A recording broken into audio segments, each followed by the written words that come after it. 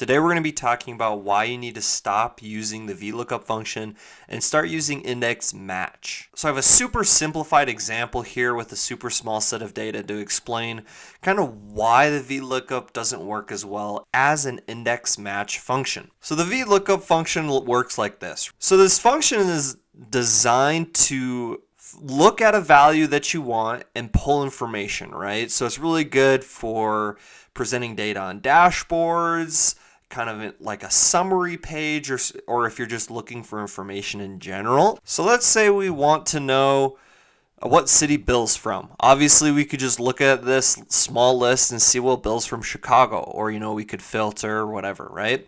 But VLOOKUPs are good for pulling in other data that might be a little bit more important based off certain criteria that you might want to display in a dashboard. So we're going to want to look up Bill, and then our table array is going to be here, because that's our data set.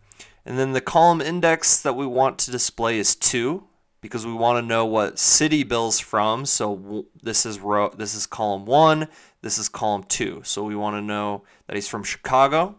And then we want an exact match. So we'll hit enter and that'll pull up Chicago, right? That's exactly what we wanted it to do. Now the issue with VLOOKUP is that it's not flexible.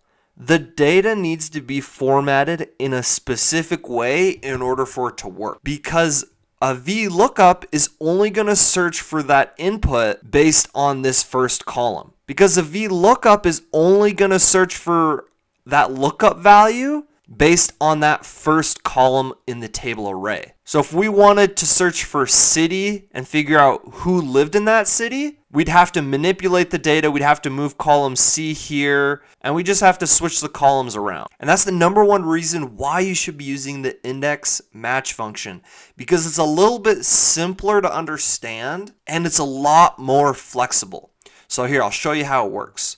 So first you want to start off with the index function, and you're going to want to select the array. And so the array is what you want to be displayed. So you could go in any order here. So in this case, let's say we want to know who lives in Chicago, right? So we'll select column B because those are the names of the people. And then this is where the match function comes into play. We're going to want a lookup value, which is going to be Chicago. And I know a VLOOKUP's pulling this, but let's just say this is hard-coded. So Chicago, and we're going to search for Chicago in column C, where all the cities are. And then we're going to want an exact match. And then it's going to pull Bill, which is the person we're looking for that lives in Chicago. Now say let's change to New York.